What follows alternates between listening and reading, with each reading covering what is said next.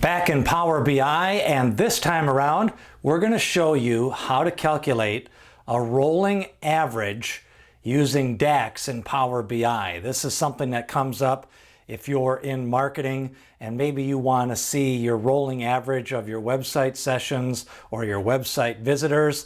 Also, if you're calculating some sales stats, you may want to see a rolling average to see if there's any seasonality in your different sales measures. So we're going to show you, the example we're going to use is going to be some web analytics. We're going to take a look at a rolling average of some website stats, how to compute a rolling average using DAX in Power BI. Back in Power BI, and today we're going to show you how to make a rolling average by date. This is what the rolling average looks like once we create the measure. And when you're using marketing and trying to calculate rolling averages, what this does is smooth out your average daily sessions, your revenue, maybe your visitors to your website by looking at it as a rolling average. Here we're going to show you how to do a 10-day rolling average, but once you have the formula, you can create a 7-day or a 30-day. It all depends on what you're trying to do. So let's show you how to make a rolling average in Power BI. If you want to follow along, you can download the spreadsheet in the description below. It'll bring you to a Google Drive file that is called Web Sessions Video. And what I have done is downloaded some Google Analytics data for a website. We have the date column, which shows the date and then the number of sessions on each of those days. And what we're going to do is create a rolling average in Power BI to show you how it smooths out by a 10-day rolling average to see that in an area chart. So what we're going to do is copy this and bring it straight into Power BI. So we're going to copy the entire data set. Once we highlight everything, we are going to press Control-C, and now we're going to go into Power BI. Back in Power BI, now we are going to paste the data that we just copied in the Excel file, which you can find the link to the Excel file in the description below, or you can use your own data, and you can use sessions data, any type of marketing data that has a date component and then a number. So it could be revenue, it could be sessions, it could be users, it could be conversions, and you can see a rolling average by using the measure we're going to create. Now you can paste that data by going Enter Data. This will bring up a new table. We are going to Control-V to paste that data. Going to name this table Sessions Table. And this allows us to load the data at this point. And now we will have one table inside Power BI, and it'll be the Sessions table. And that is all we're going to need, because the Sessions table contains a date table, and then a date column, and also a sessions column. Let's take a look at the data we have. First thing we're going to do is create a table from the visual gallery. We're going to bring that table in, make it a little bit bigger.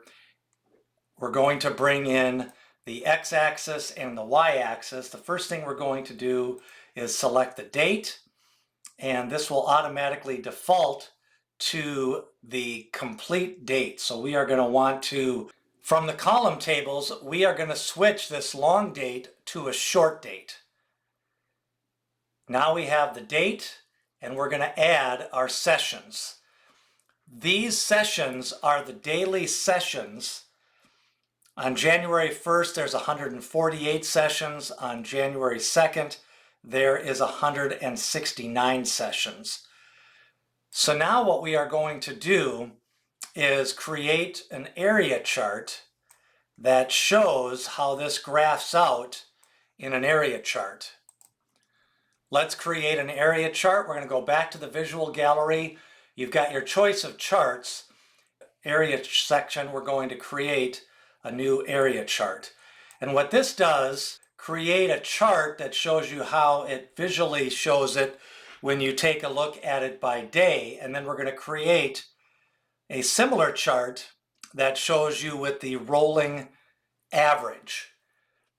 First thing we're going to do inside this area chart is bring in the date section, and then we're going to bring in the sessions data. And to filter this out, we're going to go to the relative area, and we're going to show areas in the last 90 days. And then we're going to apply that filter. As you can see, there is quite a rolling difference. You have the big gaps, you have the down days for sessions, you have the days that are a little bit more spiky.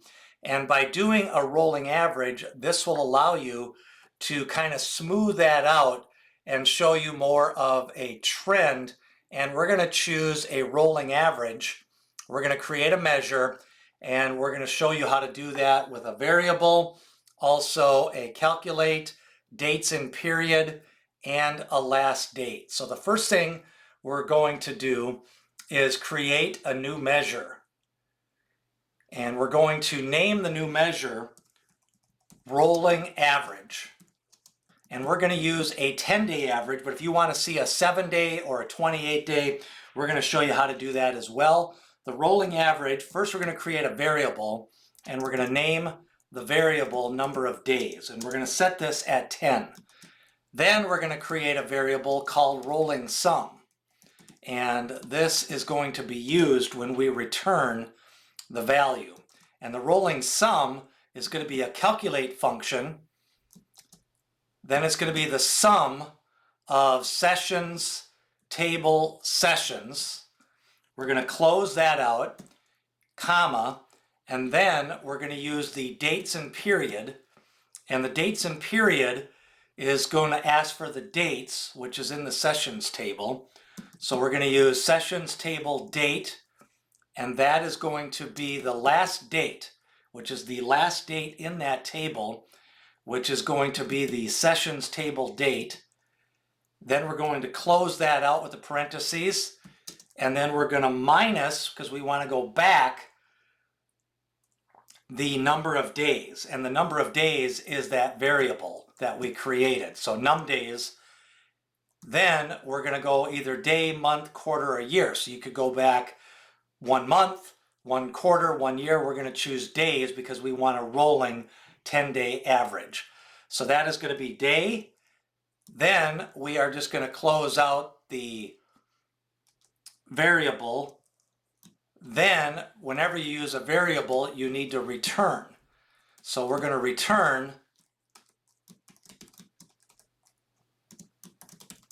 and what we want to return is the rolling sum divided by the number of days. So when you look at this formula, we have two variables. The number of days equals 10. The variable is rolling sum. We're going to calculate. Then from the dates and period, we're going to take the last date from the table, and then we're going to minus the number of days, which is the variable. And I'll show you, by using a variable, you can change your mind and change that days to 28 or 7. So now we have our formula. All we need to do is hit enter, and that is going to bring the measure into that table. So the name of the measure is called the rolling average. So to show you how this works is we are going to choose the current visual. We're going to copy it. Then we're going to go Control V and bring in the same chart. And all we need to do now is from this, on the x-axis, we're going to change out the sessions and bring in the rolling average. And what this does is smooth out that table. Now, what we're going to do now is to show you how quickly you can change if you want to see a 7-day average or a 10-day average. What we will do now is go back to our measure, and let's say we want to see this by a 5-day average. All we need to do is change the variable to 5, hit enter, and this table now changed to that new number. But we're going to show you this side by side. We're going to change this back to a 10-day average. Then we're going to create we're going to copy this measure, and we're going to create a new measure, and the new measure is going to be called 5-day rolling average. And all we're going to change is this 10 to a 5. Then in this original chart, all we need to do is we are going to take out the sessions and add in the 5-day rolling average. Now it's very similar, but you can see the peaks kind of go a little bit higher. 5-day rolling average on 9/13 is 336, and the 10-day rolling average is 338. So that is a look at rolling averages. You can find a link to the file in the description below, or you can use your own data. Remember, when you're using a rolling average, you can use whatever you want. If you're unfamiliar with variables, make sure to learn that if you're new to Power BI. VAR stands for variable, and we use that in our formula to show you the variable. And we started off with a 10-day, and when you return that, what it's doing is returning the rolling sum divided by the number of days. That is how you calculate a rolling average in Power BI.